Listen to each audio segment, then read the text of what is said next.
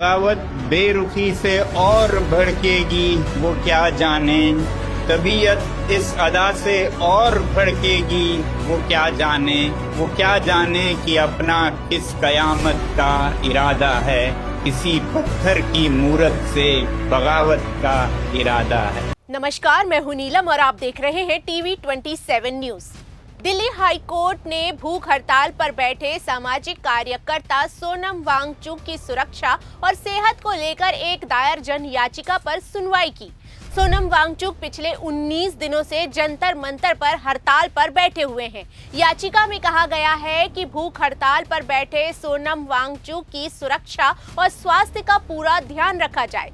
सुनवाई के दौरान अदालत ने उनके स्वास्थ्य को लेकर चिंता जताते हुए टिप्पणी की है कि जिंदगी बहुत कीमती है। दरअसल सुनवाई के दौरान सॉलिसिटर जनरल तुषार मेहता ने अदालत को बताया कि इस मामले में नोटिस जारी किया जा चुका है। उन्होंने कहा है कि सोनम वांगचुक के स्वास्थ्य की जांच की जाती है। जब भी उन्होंने अनुमति दी, सरकारी डॉक्टर भी उनके पास है, उसके अलावा निजी डॉक्टर भी उनकी जांच कर रहे हैं। इस पर हाईकोर्ट ने कहा है कि सरकारी डॉक्टर नियमित रूप से सोनम वांगचुक की मेडिकल जांच करें। अगर डॉक्टरों की रिपोर्ट में किसी भी तरह की जरूरत सामने आती है तो तुरंत जरूरी कदम उठाएं। अदालत ने कहा है कि जिंदगी बहुत कीमती है। इस पर सॉलिसिटर जनरल ने कहा कि नागरिक की जिंदगी कीमती है और इसलिए उनका ध्यान रखा जा रहा है। आपको बता दें कि दिल्ली के जंतर मंतर पर अनिश्चितकालीन हड़ताल पर बैठे हुए हैं सोनम वांगचुक, जो उन लगातार 19 दिनों से उपवास के कारण उनकी सेहत कमजोर होती जा रही है। उन्होंने साफ कहा है कि वो फिलहाल अपना अनशन खत्म नहीं करेंगे। उन्होंने समर्थकों से अपील की है कि उनसे अनशन तोड़ने की अपील करने की बजाय 20 जुलाई को प्रस्तावित चलो सदन मार्च में शामिल हो, जिसका उन्होंने वीडियो भी शेयर किया है। उनके हजारों संदेश आए कि मैं अनशन तोड़ दूं, कुछ खा लूं। बड़े बुजुर्ग नेतागण आकर मुझे कोई प्यार से कोई गुस्से में बोल रहे हैं और कुछ ने तो अदालत से अपील की है कि सरकार मुझे ज़बरदस्ती खाना खिलवाए। दो बातें हैं, पहला तो अगर मैं खा भी लूं तो उससे क्या बदलेगा और क्या संदेश जाएगा। सरकार को तो यही संदेश जाएगा कि जवाबदेही की ज़रूरत नहीं है, वो बैठ जाते हैं, वो चले जाते हैं। और दूसरी बात, मेरी हालत कुछ ऐसी भी नहीं है कि मैं 2-4 दिन में मर जाऊं। बहुत सारे मेडिकल टेस्ट होते रहे हैं, रिजल्ट्स काफ़ी नॉर्मल है 18 दिन के अनशन के लिए। आज ईसीजी भी हुआ, बुरा नहीं है। तो इसलिए मैं अभी कई दिन चल सकता हूँ। हाँ, कमज़ोरी है, मेरे मसल्स ख़त्म हो रहे हैं, मगर मेरा दिल और कोर अभी भी ठीक चल रहा है।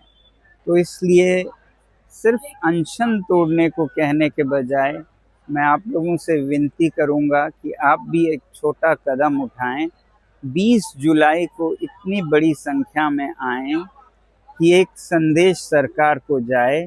और मैं तो कहूँगा उस दिन सारे स्कूलों, कॉलेजों, विश्वविद्यालयों से कि वो उसे एक्सपीरियंशियल एजुकेशन का दिन मनाएं, एनईपी के अंतर्गत, न्यू पॉलिसी ऑन एजुकेशन के अंतर्गत, क्योंकि उस दिन बच्चे अभ्यास कर पाएंगे पॉलिटिकल साइंस का एक अनोखा लेसन जो कि इतिहास का हिस्सा होगा, जिसमें वो खुद शिरकत हो पाएंगे और सीख पाएंगे कैसे लोकतंत्र चलता है जनता की ओर से भी। तो 20 जुलाई को बहुत से सांसदों के साथ आप सब आइए, हजारों की संख्या में हम सब मिलके इस मुद्दे को संसद के हवाले करेंगे। तो मुझे आपको बता दें कि मेडिकल टीम लगातार उनकी सेहत पर नजर बनाए हुए है। मेडिकल बुलेटिन के मुताबिक 24 घंटों में उनका वजन 400 ग्राम और अनशन शुरू होने के बाद अब तक करीब 8.9 किलोग्राम कम हो चुका है। बता दें कि सोनम वांगचुक नीट परीक्षा में कथित गड़बड़ियों को लेकर केंद्रीय शिक्षा मंत्री धर्मेंद्र प्रधान के इस्तीफे की मांग कर रहे हैं। वहीं जंतर मंतर पर उनके समर्थक उनसे लगातार मिलने पहुंच रहे हैं।